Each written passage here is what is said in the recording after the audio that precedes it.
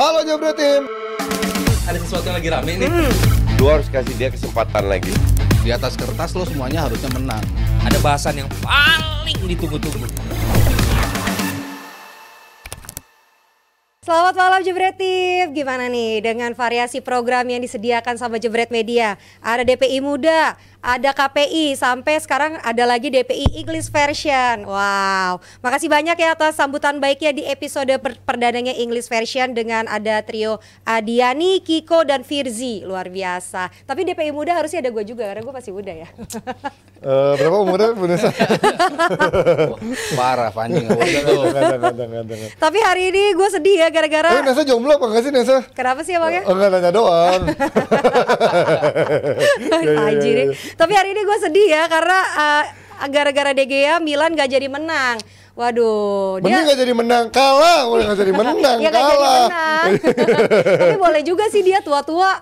Bisa juga. Tua-tua enak ya, tua-tua sugar daddy dong. Tapi yang gue penasaran kira-kira abis dia berhasil nepis 2 penalti itu dia bilang makasih ke Beyonce gak? Ya bukan, enggak gitu dong. Dia kan gak ada hubungan sama Grammy di sana. Tapi Panji juga gacor loh Mas, lihat nih. Tiap siaran bajunya baru lagi gitu.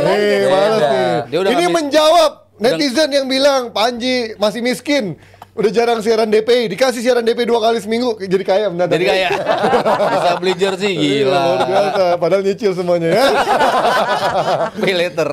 Pay later itu dia. Tapi yang jelas tadi kalau ngomongin ada pemain gaek juga ada yang gak kalah gaeknya di MU kemarin. Bayangin, orang kaget di saat dia punya De Ligt, punya Martinez, justru dia memainkan seorang Jonny Evans yang umurnya muda, 1 tahun lebih muda daripada gua, yaitu 36 tahun, dan kemarin menjadi man of the match. Mungkin kemarin minggu lalu menjadi partainya buangan-buangan MU di sana DG ya. Ada si Jonny Evans yang mungkin dibuang dibalikin lagi tua jadi jago. McTominay juga gak kalah hebatnya kemarin ya, itu Nes kemarin. Panji ya, baru awal aja udah langsung curhat soal MU. Iya. Mereka meraih hasil imbang. Dari hasil imbang aja ada pro kontra. Ada yang bilang membosankan. Ini pelatih emang gak layak ngelatih MU, memang udah stuck. Ada yang masih bilang, lo lihat dong lawan yang dilawan tim Liga Champions, baru ngalahin Bayern Munchen. Saya itu. Saya, makanya lo lihat dari match dulu deh. Dari match dulu deh. Lo lihat kemarin 3 hal yang lu bilang tadi semuanya benar sebenarnya. Sekarang gini, kalau dibilang boring itu benar. Bayangin XG keduanya itu 1,05. Iya. Itu 2 tim digabungin 0,5. Betul-betul permainan imbang dari sisi statistik. 0,6. Imbang banget dari statistik lo lihat tuh. Ya kan? Shotsnya sama-sama jelek gitu loh. Jadi buat gua gua pikir seperti kemarin lagi live reaction di sini, apa namanya, dibilang ini bakal jadi game pemencatannya Ten Hag gitu kan, ternyata Nyesel nggak lu live reaction kemarin? Buat apa nonton hasil 0-0? Nggak ada peluang lo kemarin. Kayak cuman ngincer seri ya? Iya. Nggak tercapai. Lu puas jadi? Nggak puas. Justru MU bikin peluang lebih banyak gitu loh sebagai tim yang nggak diunggulkan. Berarti oke dong dengan materi seperti itu. Orang kaget. Kok materi lini belakangnya Jonny Evans sama Maguire, kenapa nggak De Ligt sama si Martinez?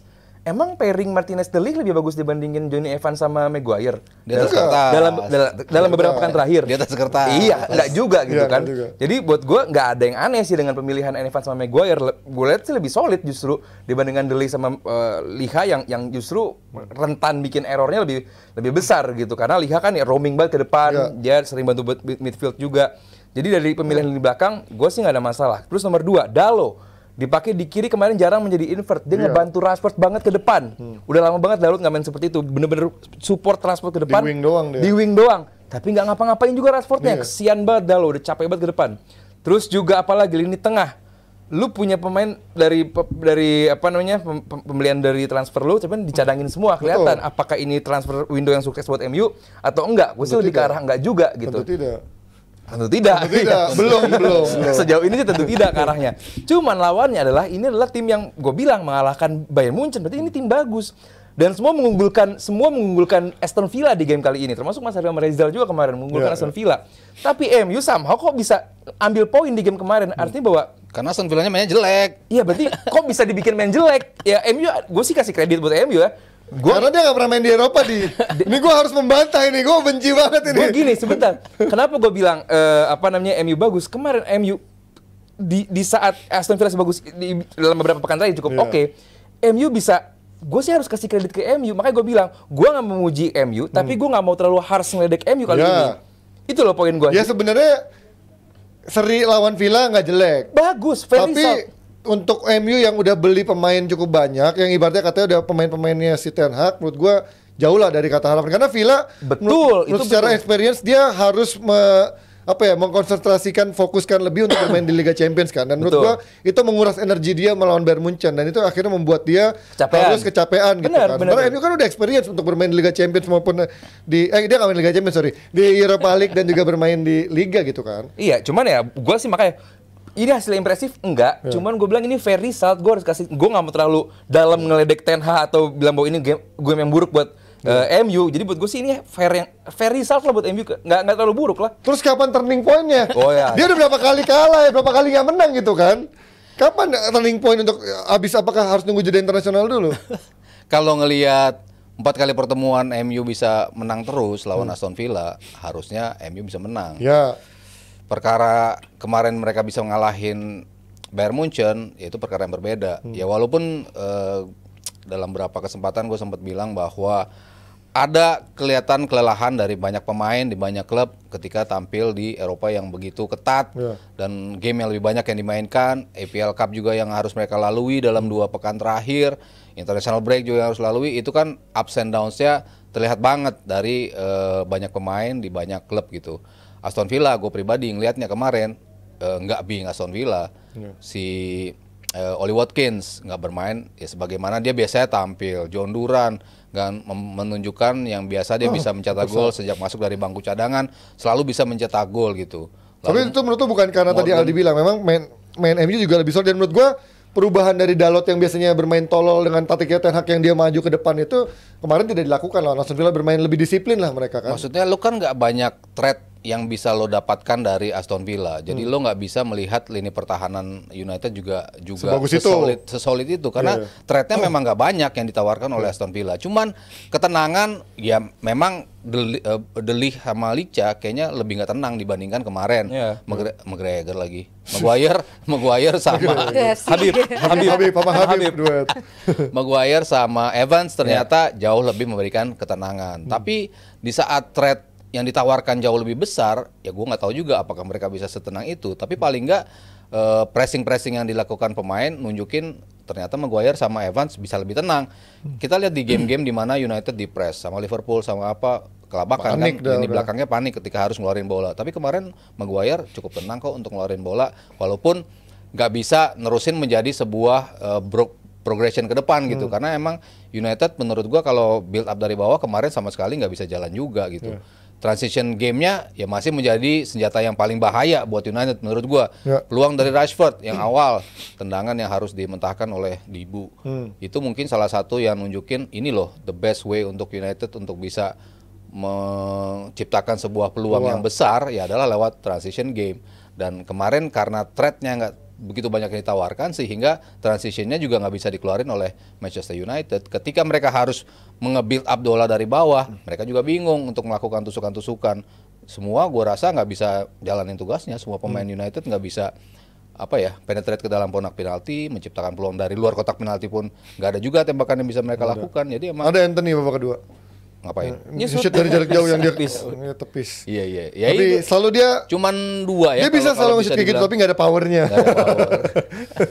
Ya jadi gua nggak ngelihat ya fair result mungkin dari ya orang perkirakan mereka bakal kalah. Tapi kan kalau Aston Villa-nya mainnya luar biasa. Tapi Aston Villa-nya juga mainnya nggak sebagus itu untuk mereka worthy mendapat 1 poin. Tapi kalau ngomongin kemarin kan di saat orang bilang oh ini mungkin hukuman atau punish ataupun shock effect buat seorang Martinez dan juga De Ligt yang main jelek di pertandingan sebelumnya. Tapi kenapa pertanyaan gue, si kapten Bruno itu sampai kapan dia mau ada di situ? Padahal dia punya kesempatan untuk mencoba pemain lain yang mungkin bisa memberikan impact yang berbeda dengan gaya mainnya Ten Hag gitu kan. Saat ini siapa yang available di posisinya Bruno? Ya Eriksen bisa nomor 10. Dia bisa memasang seorang Casemiro duet sama Maino atau Ugarte di sana atau Mason Mount juga. Berarti kan opsi ada. Iya, gitu maksudnya kan. ada. Kenapa? Jadi, that's why itu soal Ten Hag-nya gitu. Nah kayak kalau soal Ten Hag kan ya ini bukan hal baru ya. Gue selama MU dipegang sama Ten Hag, ini tim gak akan kemana-mana. Itu selalu menjadi narasi gue yang bakal tiap minggu gue ulang sampai MU mencat Ten Hag, baru MU bakal bisa membaik. Karena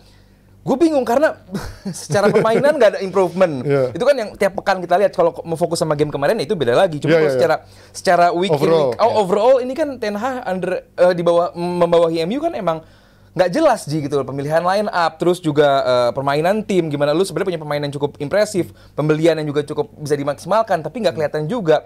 Lu punya seorang Van Nistelrooy gitu sebagai pelatih yang punya pengalaman akan striker. Lihat jersey kemarin mainnya gimana, letoy banget gitu. Yang gue bingung juga adalah kemarin manajemen MU rapat di London.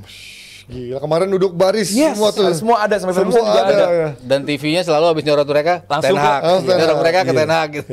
Lu habis meeting di London, Omar Berada dan Answorth semua lah. Gila nih. Gue bingung apa yang terjadi di meeting itu sih. Iya. Nggak mungkin bahwa oke kita lihat Ten Hag masih oke kok sekarang, kita masih tunggu 2 bulan lagi, tunggu 3 bulan lagi, tunggu sampai Desember, tunggu sampai Januari. Apa yang ditunggu sampai Faktor duit ngaruh nggak sih? Pesangon katanya 17 juta pounds ya. nggak masalah sih buat gue MU bayar 17 juta ya buat daripada permainan seperti ini gitu ya. Buat gue sih pribadi karena gue tahu banget betapa besarnya MU gitu. Bayangin nggak kalau ini nggak ada Ineos, kejadian seperti ini under Glazer. Ini fans MU langsung yang bakal narik Glazer keluar dari MU sih kalau kondisi ini bukan Ineos. Cuman karena ini Ineos yang baru gitu kan, Radcliffe bilang bahwa ya Omar Berada baru Juli datang di MU. Terus ya Answorth juga bulan Juli. Artinya ini tim yang dengan manajemen baru gitu kan. Butuh waktu. Jadi butuh waktu untuk ya lu Analisa, evaluasi. Yes, evaluasi gitu. Cuman gue bingung apa yang terjadi di meeting waktu di London petinggi MU waktu itu, karena buat gue pribadi gue nggak ngelihat ada alasan dari petinggi MU untuk keep atau mempertahankan Ten Hag. Apa alasan positif dari MU untuk mempertahankan Ten Hag? Gue nggak ada cerita bagus gitu dari MU, itu nggak ada cerita bagus, jelek semua. Sampai akhirnya jurnalis mungkin fans MU tuh, gue yakin tuh kayak jurnalisnya fans MU kan yang kemarin viral nanya soal transisinya dia yang menyebabkan space tengahnya itu kosong banget, gampang diekspos lawan, sampai dijabarin sama jurnalisnya kan, sampai Ten Hag bilang emang what do you see? Karena Itu merasa di game untuk Porto ya? Hah? Enggak yang Enggak, game sepanjang musim, sepanjang era Ten Hag. Kan dia tanya lu banyak kesalahan lah iya. di Apa aja? lo. Iya. Terus kalau lo lihat kesalahan itu apa? Apa yang lo lihat? Disebutin Iya, sama dia semua kan. salah satu back pass nggak Itu keren sih penting. menurut gua. Akhirnya ada yang berani betul- nanya seperti itu ya. Dan betul semua apa yang dia Bilang. katakan gitu kan. Gue nyontohkan kemarin game lawan Spurs, game lawan Twente, Porto, game-game di mana ini sistem yang membuat mereka bisa kebobolan seperti itu. Gimana Mazraoui invert ke tengah, menyisakan lubang di situ, dimanfaatin. Berapa kali menjadi gol. Masa Mazraoui dengan kerelaan hatinya memainkan seperti itu kan pasti ditugaskan dong sama pelatih. Lo gaya mainnya seperti ini. Ternyata dibaca oleh tim-tim yang menjadi lawan. Dibaca lagi lawan berikut. Dibaca lagi lawan berikut. Artinya kan tidak ada perubahan yang coba dilakukan oleh Ten Hag untuk bisa menstabilkan tim ini gitu. Apa yang dia coba lakukan dari sisi offense, ternyata dari sisi defense-nya membuat lubang menganga gitu yang akhirnya bisa dieksploit oleh bukan 1-2 tim, 3-4 tim bisa manfaatin itu semua. Dan ya narasi Aldi ya gua rasa narasi yang sama juga yang selalu gua kemukakan di sini. Sorry buat fans MU, gue bilang Ten Hag. Nggak usah sorry mas, bagus mas. Fans MU pun setuju, Ten Hag cabut. bukan Enggak, pelatih. di masih ada 30% dan termasuk udah Masih. banyak coach kebanyakan ya. Gue melihat dia bukan sosok yang tepat untuk Iya. membawa Ya, United, untuk gue membawa selalu- perubahan ya. Iya, gue selalu menanalasikan kan, mungkin dia bukan pelatih jelek, karena ada pelatih yang mungkin bisa di tim lain Iya, bagus. makanya gue di bilang tim ini bukan nggak. pelatih yang tepat. Iya, bukan pelatih yang tepat buat MU kan. Mungkin dia tepat dengan klub lain, mungkin pelatih lain tepat dengan pemain-pemain yang ini. Itu kan harus kita lihat gitu. Tapi kalau gue lihat yang kemarin gue coba compare juga ekspektasi fans dan ekspektasi manajemen seperti apa sih? Lo butuh jangka panjang atau lo butuh instan? Iya. Kalau lo butuh instan, ya jelas Ten Hag bukan sosok lo. Tapi lo cukup sabar nggak untuk menunggu 4 tahun bersama Ten Hag gitu? Kalau lo yakin Ten Hag dalam 4 tahun akan mengubah itu, ya sudah, lo jangan ribut kalau lo nggak dapat apa-apa. Kalau lo peringkat ke-8, lo selalu ada di posisi Dapat mas, di dapat 2 trofi. 2028 ya bener ya? Yang targetnya Oh iya, dia kan target 2028 Omar Berada bilang ya. menjadi juara. Apakah itu sama Ten Hag? Apakah cukup sabar menunggu Ten Hag 4 tahun lagi? Anjing. Nah, Dia bisa bikin rekor kan? Iya, yang Ngalahin rekor diri sendiri kan? Iya, rekor diri sendiri sebagai apa? Berarti improvement nggak ada. Worst point IPL, start IPL kan 7 pekan baru cuma dapat 9 poin sama 8 poin kan. Iya. Ya udah banyak banget rekor-rekor jelek yang diciptakan gitu. Tapi rekor-rekor jelek Di saat yang dia tim lain ciptakan. bikin rekor-rekor bagus. Iya, dan menurut gua untuk United itu unacceptable sih. atau mungkin yang ditakutkan oleh manajemen adalah collateral damage-nya di saat dia udah membangun tim, sekarang udah lebih banyak orang orang-orangnya dia lah ibaratnya. Kalau mungkin dua musim lalu orang banyak bilang ada pemain toksik nih harus dibuang-buangin. Tapi sekarang udah banyak pemain-pemain yang ibaratnya harusnya mendukung dia. Ketika dia diganti lebih early, baru 7 pekan diganti, ini nggak sih kayak, oh ini ada 7 orang, ada 8 orang yang tadinya orang Ten Hag, mau dikemanain lagi nih orang-orang ini? Ya masalah sekarang kalau dari secara line up aja Ji, udah kelihatan banget dan narasi fans MU juga banyak juga di luar sana bahwa ini banyak pemain yang udah nggak pengen lagi ada Ten Hag di MU gitu loh. Kelihatan kemarin bisa gitu ya? Rashford, Iya. dia sadar dia udah kartu kuning tapi dengan mudah bikin tackle bodoh ke Itu gua harusnya kuning juga sih itu. Iya, gue udah bilang Silly challenge. Iya. Kita lihat Bruno, dia pemain yang berkualitas, dia bagus. Cuman kelihatan banget improvement itu malah ke bawah gitu loh. Gue ngeliat bahwa ada pemain Berarti bukan improvement dong kalau. Iya bisa apa ke bawah? Degrade apa? Ya declining lah, declining. Grafiknya mungkin. Grafiknya turun menurun. banget gitu loh. Padahal dia pemain nggak ada yang bilang Bruno pemain jelek, Jip. Ini pemain bagus, free kick-nya bagus, segala macam. Cuman gue liat mentalitinya itu nggak di sana. Tidak cocok bermain dengan Ten Iya, Hag. Ten Hag. Nah, iya bukan Dia kan bukan lagi-lagi. dengan MU bukan karena dia pemain besar, dia layak bermain di tim sebesar MU. Cuman dari sistem yang dikasih sama Ten Hag sekarang gua ngerasa bahwa ini yang tepat gitu. Jadi buat gua segera pecat Ten Hag, pilih pelatih siapapun itu. Gue yakin namanya pelatih udah di level Eropa pasti punyalah lo memetakan gimana bagusnya memetakan MU gitu. Apalagi Roberto Di Matteo pernah ngomong sama gue bahwa untuk melatih tim-tim seperti MU ini, tim-tim besar, 90%-nya itu tuh man management. Taktik itu hanya 10-15%. Jadi artinya bahwa pemain MU pun tahu bagaimana memetakan permainan yang benar gitu. Cuman kenapa entah di under Ten Hag ini kelihatan tim dengan skemanya nggak jelas. Hal-hal yang Dan bukan pemain-pemain Bukan pemain- bodoh kan, bukan pemain-pemain jelek kan. Tapi kan yang itu sering diambil. dinarasikan oleh netizen. Tadi ada yang bilang, Ji bilang aja Koci bukan netizen. Lo lihat di Instagram gua, dari polling gua 12 ribu yang ikut polling, 70% bilang Ten Hag out, 30% masih bilang Ten Hag stay. Masih ada 4.000 orang. Masih banyak orang-orang bego, ngomong bego. Masih banyak yang mendukung Ten Hag untuk stay kan. Berarti gue itu bukan fans MU sih. enggak, karena gue ingat karena di beberapa komunitas pun masih ada yang cukup optimis sama Ten Hag dengan lo dikasih waktu lebih, percaya Fergie dan lain-lain. Oh ya, Ya kalau kan? kita sebagai non fans MU sih berharap Ten Hag stay forever. Iya, anjir. Cuman kalau gue yang pengen MU balik lagi ke levelnya, gue rasa nggak ada alasan buat MU mempertahankan Ten Hag. Kalau pertanyaannya adalah kalau pelatih baru datang apakah bisa tune in langsung? Apakah kita akan nunggu 3 tahun lagi? Sepak bola sekarang ini membuktikan banyak pelatih ternyata yang bisa dalam instan bisa menghadirkan kestabilan. Betul. Slot salah satunya, Enzo Maresca salah satunya, Hansi Flick salah satunya bisa menghadirkan sebuah identity dengan materi yang existing gitu loh. Nah kalau kita bicara materi, ini kan bukan pemain-pemain jelek, balik lagi. Ini pemain-pemain yang pernah berjaya di klub-klub sebelumnya gitu loh. Pemain-pemain bagus, tapi tidak bisa diimprove oleh seorang Ten Hag. Balik lagi, menurut gua man management dia seolah-olah keras ketika ngelepas pemain-pemain yang menurutnya toksik gitu. Kalau udah pemain-pemain pilihan lo di sini, masih juga lo nggak bisa membuat kapal ini stabil. Gagal. So apa gitu yang menjadi argumentasi terbaik lo abis ini apa gitu loh? Setelah lo bentuk tim ini sesuai dengan ideal yang lo pengen, ini loh udah ideal tim gua. Kok masih ada yang bicara pemain toksik lah? Siapa lagi gitu? Ya paling kalau sebut Rashford, Bruno, ya masa 2 lawan 12?